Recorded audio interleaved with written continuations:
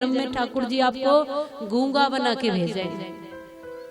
गूंगा ही बनाएंगे, क्योंकि जुबान का सदुपयोग नहीं किया तो जुबान देंगे ही नहीं। शरीर का सदुपयोग नहीं करोगे तो शरीर नहीं मिलेगा ये मनुष्य का।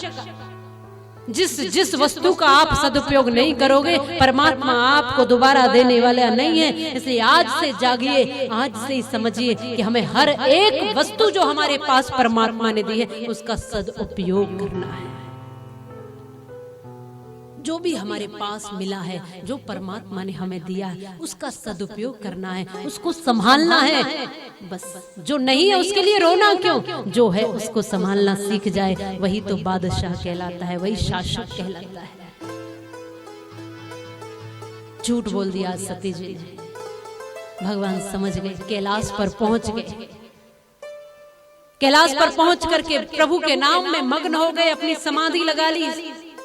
समझ गई सती जी के मुझसे बहुत बड़ा अपराध हुआ, मुझसे त्रुटि हुई है, गलती तो हुई है, अब इसका पश्चाताप कैसे हो। और रोज परमात्मा से प्रार्थना करने लगी, हे प्रभु मेरे शरीर को जल्दी से मुक्त करिए,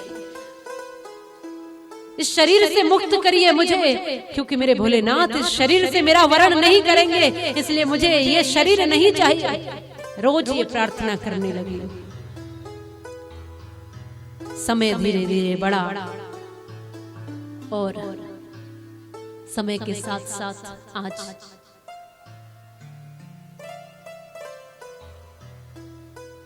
ऐसी स्थिति बनी, सती जी की प्रार्थना, शिव जी का तप और समय की ऐसी स्थिति कि सती जी के पिता ने एक महायज्ञ करवाया है।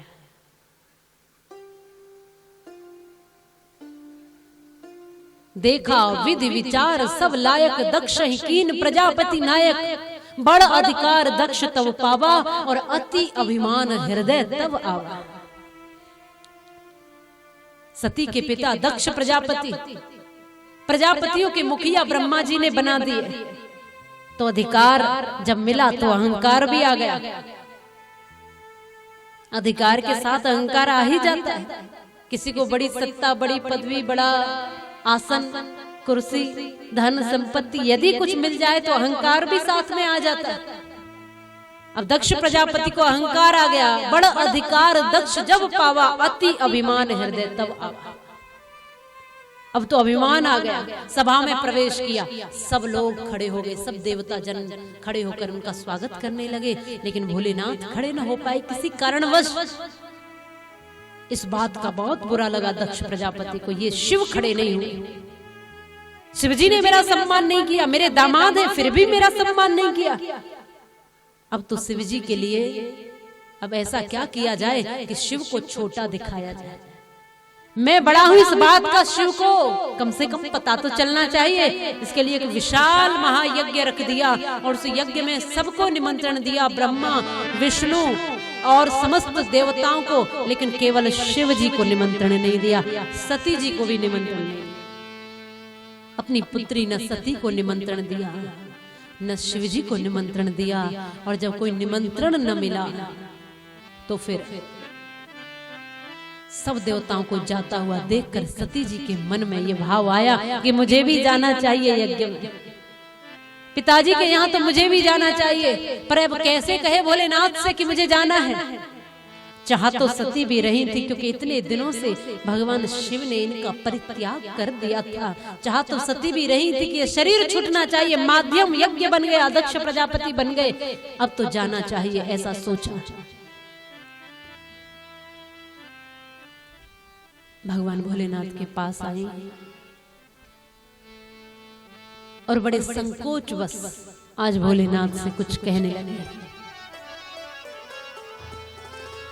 बोली सती मनोहर बानी, बोली सती मनोहर बानी, भय संकोच प्रेम रस सानी, भय संकोच प्रेम रस सानी। ओ बोली सती मनोहर बानी, बोली सती मनोहर बानी, माताओं को मायके जाना होता है तो ये मनोहर भी बोलती है, बहुत मीठा बोलते हैं।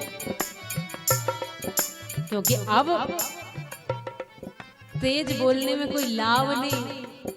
अब सती जी ने भी बहुत मीठा और मधुर भाषा में हाथ जोड़ करके शिव जी से कहा कि हे शिव, हे भोलेनाथ, मेरे पिता दक्ष प्रजापति यज्ञ करा रहे हैं, मुझे उस यज्ञ में जाने का निमंत्रण आपकी तरफ से मिल जाए, आज्ञा आपकी तरफ से मिल जाए। उस यज्ञ में मेरी जाने की बहुत इच्छा है। बहुत बड़ा यज्ञ करा रहे हैं, तमाम देवी देवता वहां पहुंच रहे हैं। हे भोलेनाथ, क्या आपकी आज्ञा हो तो मैं भी चली जाऊं उस यज्ञ में। भोलेनाथ ने कहा कि सुझाव तो तुम्हारा बहुत अच्छा है, कार्य तो बहुत अच्छा है, पर सती ये बताओ कोई निमंत्रण आया है? सती जी ने कहा निमंत्रण तो कोई नहीं आया। भोलेनाथ ने कहा अगर निमंत्रण नहीं आया तो फिर तुम क्यों जा रही हो? भोलेनाथ ने तुरंत कहा कहे उन्हीं का मोरे हो मन भावा,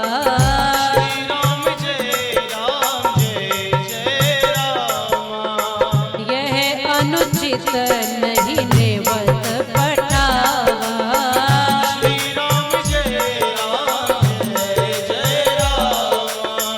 दक्ष सकल निज सुता बुलाई,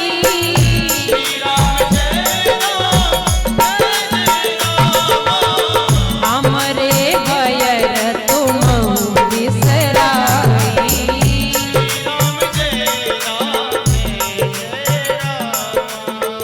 जो बिन बोले जाओ भवानी,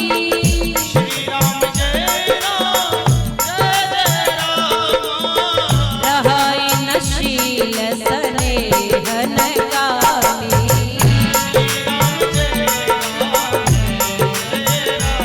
भोलेनाथ कहने लगे कहे उन्हीं मोरे हूँ मन भावा, और यह अनुचित नहीं नेवत पठा।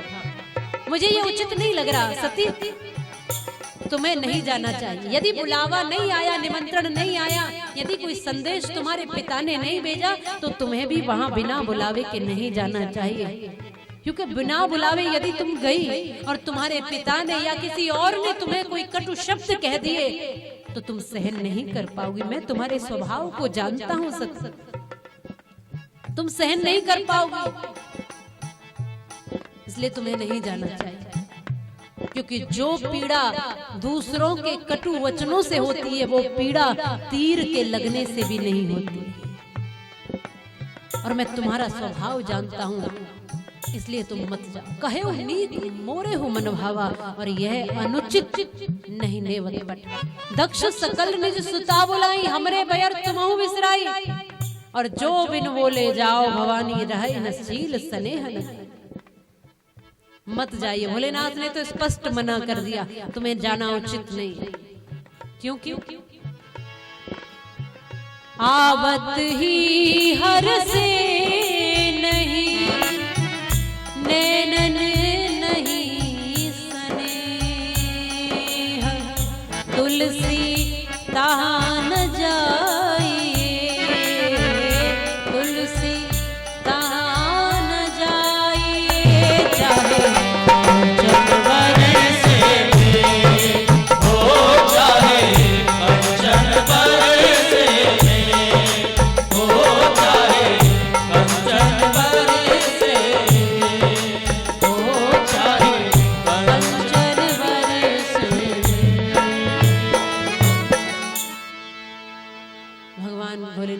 चाहे तुम्हारे पिता इस समय बहुत अहंकार में चूर हो रहे हैं। अब उन्हें उचित अनुचित कुछ दिखाई नहीं दे रहा, केवल उनके मन में अहंकार छाया हुआ है। और ऐसे अहंकारी पिता के यहाँ तुम जाओगी तो वो तुम्हारा सम्मान नहीं करेंगे, वो तुम्हें पुत्री रूप में भी नहीं देखेंगे। क्योंकि इस समय तुम्हारे पिता दक्ष प्रजापति केवल मुझसे वैर के कारण ही यज्ञ करा रहे हैं, मुझे छोटा साबित करने के लिए, मुझे नीचे दिखाने के लिए और अपना रुतबा समाज में बढ़ाने के लिए यज्ञ करा रहे हैं। ये महायज्ञ किसी को छोटा बनाने के लिए नहीं होने चाहिए, सबको बड़ा बनाने के लिए, सबका जीवन ऊंचा उठाने के लिए होने चाहिए। पर दक्ष प्रजापति उल्टा कर रहे हैं, शिव जी को नीचा दिखाना चाहते हैं और खुद को श्रेष्ठ बनाना चाहते हैं। दुनिया के लोग देखकर कहेंगे कि तुम दक्ष प्रजापति का क्या रुतबा है। इसलिए मैं कहती हूं कि कोई भी कर्म पाप और पुण्य नहीं होता, कोई भी कर्म पाप और पुण्य नहीं होता। सारे कार्य पाप हो सकते हैं, सारे कार्य पुण्य हो सकते हैं, पर ये किस पर निर्भर है?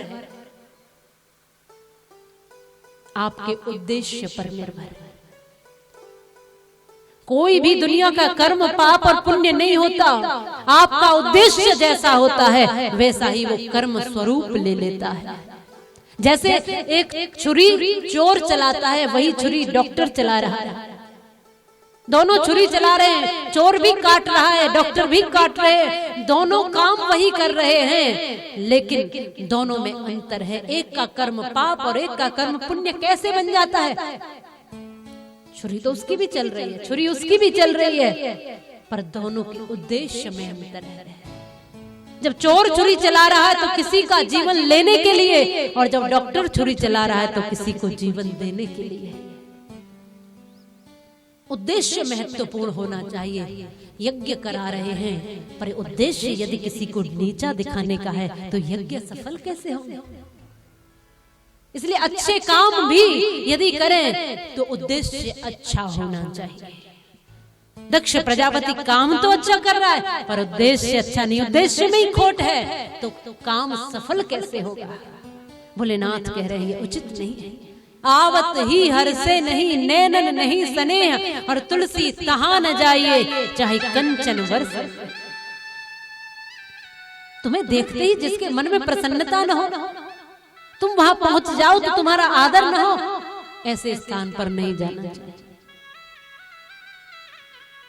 और यह हमारी परंपरा है कि यदि हमारे यहाँ कोई आए, कोई अतिथि, कोई विद्वान, कोई साधु, कोई महापुरुष, तो उनका सम्मान सत्कार करना चाहिए, भोजन इत्यादि कराना चाहिए। यदि कोई हमारे यहाँ आए, सबसे पहले भोजन की पूछिए। न जाने कब से चला है, कहाँ से चला है, कैसा सफर करके आया, कहाँ से रास्ता तय किया है, भूखा होगा, प्यासा होगा, सबसे पहले भोजन की, जलपान की पूछिए। यदि भोजन का समय है तो भोजन कराइए, ये हमारी परंपरा है। यदि भोजन का समय नहीं है तो जलपान की पूछिए, जलपान कराइए। यदि इतना भी नहीं करा सकते और तुम्हारे द्वार पर कोई आ गया तो कम से कम उसको आदर सहित भीतर बिठाइए, स्थान दीजिए, आसन दीजिए, आइए बैठिए। और इतना भी नहीं कर सकते, द्वार पर कोई खड़ा है तो उससे मुस्कुरा कर भीतर आने का आग्रह कीजिए। कहिए तो सही कि भैया आओ, तुम आए हो, तुम्हारा स्वागत है, सम्मान है। भोजन कराइए। भोजन नहीं करा सकते तो जलपान कराइए, जलपान नहीं करा सकते तो भीतर अपने द्वार पर किसी को बिठाइए। इतना भी नहीं करा सकते तो मुस्कुरा के इसके सम्मान पूर्वक उसको भीतर आने का आग्रह कीजिए। और इतना भी नहीं कर सकते तो चुल्लू भर पानी में डूब के मर जाइए, फिर जीने का कोई अर्थ ही नहीं। तुम्हारे द्वार पर कोई अतिथि, कोई संत आए और तुम भोजन की न पूछो, भाई ये तो कमाल हो गया। तुम्हारे यहाँ कोई आए, तुमने पानी तक की नहीं पूछी, ये तो और भी कमाल हो गया। बोले हम तो व्यवस्थाओं में बिजी हैं, हम तो बहुत काम वाले, हमारे पास कामों की लिस्ट देखिए आप। आवत ही हर से नहीं, नैन नहीं स्नेह। तुम काम वाले और हम बिना काम वाले, हमारे पास कोई काम नहीं। पूरी दुनिया के काम जैसे तुम्हारे ही ऊपर है, जैसे कि गोवर्धन पर्वत उठाए हुए हो।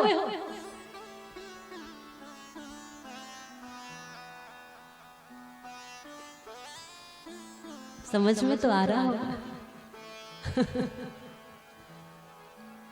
बोलो रामचंद्र भगवान की। आवत ही हर से नहीं, नैनन नहीं स्नेह। तुलसी तहां न जाइए चाहे कंचन वर्ष। लेकिन जब एक बार आ गए तो अब जा भी नहीं सकते।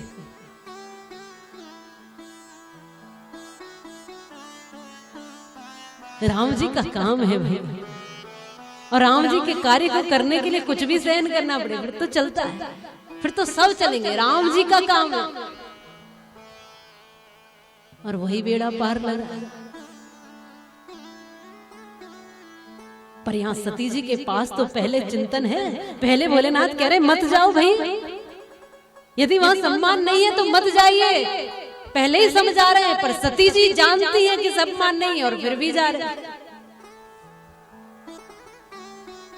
सती जानती है कि इस समय मेरे पिता की मनोदशा ठीक नहीं है, फिर भी सती जा रही है, मान नहीं रही है। बार बार समझा लिया पर सती ने न मानी और अब सती जाने लगी। और जब सती को जाता हुआ देखा तो अपने गणों को साथ कर दिया और फिर भगवान ने सोच लिया कि अब समय तर्क और वितर्क का समाप्त हो गया। अब तो होइए सोई जो राम रची राखा और को करी तर्क बढ़ावे साखा। अब तो वही होगा जो राम जी चाहे। सती जी चली गई, अब तर्क वितर्क का समय नहीं। और पिता भवन जब गई भवानी, दक्ष त्रास काहुन सन्मानी, सादर भले मिली एक माता भगिनी मिली, बहुत मुस्काता। दक्ष न कछु पूछी कुशलाता और सत्य ही विलोक जरे सब गाता। सती जी हर्षित होकर गई, मुझे सब पूछेंगे, वहां बड़ा सम्मान होगा, बड़ा आदर होगा, मेरे पिता मिलेंगे, मेरी सखियां मिलेंगी, मेरी माँ मिलेगी, सब बचपन की यादें फिर ताजा हो जाएंगी। तो सती तो गई है हर्षित होकर, लेकिन जैसे ही वहां पहुंची है तो दक्ष न कछु पूछी कुशलता। सामने दक्ष प्रजापति है, पर दक्ष ने तो देखा ही नहीं कि सती आई है, वो तो मुड़कर चले गए। सती जी ने कहा कोई बात नहीं, छोड़ो। सामने बहनें मिली, बहनें हंस हंस के कह रही हैं, अरे सती तुम आ गई, अच्छा आ गई तुम, तुम्हारे पास निमंत्रण तो गया नहीं था। सती जी कहती हैं पिता के यहाँ आई हूं, किसी दूसरे के यहाँ थोड़ी आई। फिर दूर जाकर के वही बहनें कहती हैं देख देख कैसी है सती, बिना बोला हमारे यहाँ तो दो दो बार कार्ड भेजे। कई बार लोग कहते हैं ना, देखो बिना बुलावे के आए हैं भाई। सारी बहनें कहती हमारे यहाँ तो बहुत निमंत्रण गया, देख सती के यहाँ गया नहीं, फिर भी देखो कैसी है सती, बिना बुलाए आ गई, अकेली ही चली आई, पति को भी साथ नहीं लाई। बहुत सी बातें बनाने लगी, बहुत अपमान किया सती जी का, लेकिन सती जी ने सब अपमान सहन कर लिया, कोई बात नहीं। अब सती जी ने सोचा मेरा अपमान हो गया, कोई बात नहीं, पर देखूं तो सही भोलेनाथ का कितना आदर होता है। यज्ञ है, यज्ञ में भोलेनाथ का कौन सा स्थान दक्ष प्रजापति ने दिया है, क्योंकि जहाँ सारे देवताओं का स्थान हम देते हैं, वहाँ हमें भोलेनाथ का स्थान तो विशेष देना है, क्योंकि देवादिदेव महादेव कहलाए जाते हैं भोलेनाथ। तो देवताओं का स्थान और महादेव का कोई स्थान नहीं। ऐसा तो सोचा भी नहीं सती ने। सती ही जाए देखेऊ तब जागा और कतहु न दीख शंभु करी भागा। सती जी ने यज्ञ मंडप में जाकर देखा कि मेरे पति का कुछ तो स्थान होगा, भोले बाबा का कुछ तो स्थान होगा। देखा कोई स्थान नहीं, सारे देवताओं का स्थान, सारे देवताओं का आह्वान, सबको निमंत्रण, पर शिव जी के लिए कोई स्थान तक नहीं है। अब तो सती जी की मानो क्रोध है। सती जी ये सोचने लगी कि मैंने गलत किया, मेरे पति का अपमान, मेरा अपमान किया मैं सहन कर सकती हूँ, पर जो भोलेनाथ यह कल्याणम करोति सह शंकरः, जो कल्याण करने वाले हैं बस वही तो शंकर हैं, जिनके बिना कोई यज्ञ सफल न हो वही तो शिव हैं। और ऐसे शिव जी को अगर बुलावा नहीं दिया तो ये यज्ञ सफल कैसे हो सकता है। अब तो क्रोधाग्नि के साथ योगाग्नि को प्रज्वलित कर लिया मां सती ने, और लाल लाल मानो नेत्रों से रुधिर बह के आ गया, और उन तीखे शब्दों में दक्ष प्रजापति को सती जी कहने लगी, हे प्रजापति दक्ष, तुझे बहुत अहंकार है, तुझे बहुत अभिमान है, और इस अभिमान में मेरे पति का, भोलेनाथ का तुमने अपमान किया है। और याद रखना तुमने इस शरीर को दिया है, इस शरीर को इसी यज्ञ कुंड में भस्म करके मैं समाप्त कर दूं इस शरीर को। और ऐसा कहते कहते सती जी योगाग्नि को प्रज्वलित करके उसी मंडप में अपने शरीर को भस्म कर दिया। बोले सती मैया की। उसी मंडप में सती जी ने अपने आप को भस्म कर दिया, इस शरीर को भस्म कर दिया। और मरते मरते ये प्रार्थना की कि हे भोले बाबा, हे भोलेनाथ, बार बार मुझे आप ही पति रूप में मिले, बार बार मैं आपका वरण करूं। इस रूप से, इस शरीर से आपने मुझे परित्याग कर दिया, लेकिन अब आगे हमेशा मैं सदैव में आपके पास रहूं। ऐसी प्रार्थना करते हुए सती जी ने अपने शरीर को भस्म कर दिया। हाहाकार होने लगी सभा में, सब देवता उठ के भागने लगे, इधर उधर दौड़ने लगे। अरे भागो, विध्वंस हो गया, सती जी ने अपने आप को भस्म कर लिया। दक्ष प्रजापति भी बावला सा हो गया, अहंकार सारा नीचे उतर आया। ब्रह्मदेव और विष्णु भगवान इस यज्ञ में नहीं आए थे, क्योंकि जिस यज्ञ में भगवान शिव नहीं पहुंचते उस यज्ञ में ब्रह्मा और विष्णु भी नहीं पहुंचते। वो समझदार है, वो पहले नहीं आए, लेकिन देवताओं को तो अच्छे अच्छे माल खाने की आदत, तो कहीं से भी निमंत्रण आए, बोले चलो। गुस्से में बुलाए चाहे प्यार से बुलाए, बोले चलो, निमंत्रण आने की जरूरत। कुछ लोग होते हैं ना, कहीं पे भी दुनिया में भंडारा कहीं हो रहा हो, बोले चलो।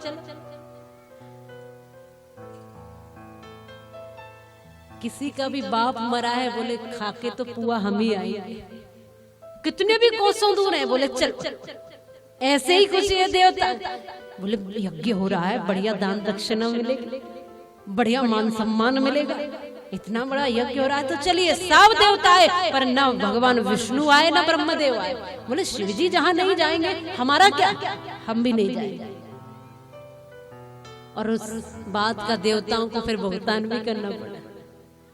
जब यज्ञ विध्वंस हो गया, हाहाकार चारों तरफ होने लगी, तो वो गण जो आए थे उन्होंने जाकर के भोलेनाथ को ये सूचना दी कि सती जी ने अपने शरीर को भस्म कर लिया। पूरी घटना जब बताई तो भोलेनाथ को एकदम क्रोध आ गया, और क्रोध करके अपनी जटा से वीरभद्र को प्रकट किया और उसको सभा में भेज दिया, जाओ जाकर सभा विध्वंस कर दो और इस दक्ष प्रजापति के अहंकार भरे सर को काट दो। और जाकर के दक्ष का सर काट दिया, सबको यथावत दंड दिया, यज्ञ विध्वंस कर दिया। क्योंकि यज्ञ किसी के उठाने की भावना से नहीं था, यज्ञ किसी को गिराने की भावना से था, तो सफल कैसे हो सकता है। अहंकार भरा हुआ सर दक्ष प्रजापति का काट दिया। फिर सब देवता भागे भागे गए ब्रह्मा और विष्णु जी के पास, बचाओ बचाओ। भगवान ने कहा कि तुम्हें बहुत ज्यादा आदत है दावत खाने की, जहां भोले बाबा नहीं गए तुम क्यों चले गए भाई। बोले हमसे भूल हो गई, अब कैसे भी यज्ञ सफल कीजिए, यज्ञ अधूरे नहीं रह जाते हैं। तो बोले यज्ञ सफल तो भोले बाबा के बिना होंगे नहीं। तो सब ब्रह्मा विष्णु और सब देवता मिलकर प्रार्थना करने गए, हे भोलेनाथ आप तो दया के सागर हैं, करुणा के सागर हैं, आपका एक नाम भोलेनाथ भी तो है, आप तो बहुत भोले हैं प्रभु, इसलिए यज्ञ को सफल करिए। भगवान विष्णु ब्रह्मा जी और भोलेनाथ फिर यज्ञशाला में उस यज्ञ मंडप में पहुंचे हैं, और वहां जाकर के अब दक्ष प्रजापति का बकरे का सर लगा दिया। क्यों? क्योंकि ये इसको बहुत अहंकार था, बहुत मैं करने की आदत थी। बहुत लोग होते हैं जिनको बहुत मैं करने की आदत, ये मेरा, ऐसा मैंने कर दिया, वैसा मैंने कर दिया, मैं ही सब कुछ हूँ, मैं। फिर भगवान परमानेंट मैं वाली योनि में भेज देते, बोले हमेशा ही करते रहो। पता है ना आपको, बकरा जीवन भर मैं ही करता है, इसलिए जो जीवन भर ज्यादातर मैं करते हैं, भगवान फिर सोचते हैं कि चल तेरी आदत ऐसी है तो तुझे मैं उसी योनि में भेज देता। जीवन भर बकरा मैं करता है, मरने के बाद उसकी खाल को उतार लिया जाता है, ढोलक पर मर दिया जाता है, चढ़ा दिया जाता है, फिर थाप पड़ती है तो फिर ढोलक करती है तू। अब मैं नहीं निकल रही, वो तो पहले ही मैं थी, वो तो पहले ही अकड़ती। अब सारी अकड़ भाग चुकी। तो अच्छा है समय रहने से पहले आप भी मैं छोड़ दें। मरने के बाद तो सबकी छूटनी है, पर अच्छा होगा कि पहले ही मैं छोड़ दें, ताकि बकरे का सर भगवान न लगाए फिर। अभी तो इंसान का लगाया हुआ है, बदलने में उनको देर थोड़ी लगती है। जो आज बकरे हैं कभी वो भी इंसान ही रहे हो, या कभी इंसान बन सकते हैं। और आज आप इंसान बने हो तो कम से कम इस मनुष्य की पदवी को तो रखो संभाल करके, इस पदवी को तो संभालो। और यहाँ से ऊपर की यात्रा करो, यहाँ से नीचे की यात्रा मत करो, क्योंकि तुम्हारे पास बुद्धि परमात्मा ने दी है। अब भगवान विष्णु पहुंचे हैं सभा में। दक्ष प्रजापति को बकरे का सर लगाया, सबको यथावत करते हुए, व्यवस्थित करते हुए उस महायज्ञ को भगवान ने सफल किया। और आइए हम भी भोलेनाथ से कहें, हे भोलेनाथ, हे भोले बाबा, हमारे इस महायज्ञ को, ये राम कथा भी एक महायज्ञ है, और इस पवित्र यज्ञ को आप ही पूरा कर सकते हो। साक्षात भगवान मंगलनाथ बने हुए बैठे हैं, और मंगलनाथ के होते हुए अमंगल हो ही नहीं सकता। पूरे क्षेत्र में मंगल देने वाले, मंगल करने वाले भोलेनाथ, आओ हम भी कहें, हे भोलेनाथ, आपको आना है और हमारे सारे कार्य आपने ही सफल कर। कोई भी कार्य करो तो मत कहो कि मैंने किया है, कहो प्रभु आप ही तो करने वाले हो, मैं क्या हूँ, मैं कुछ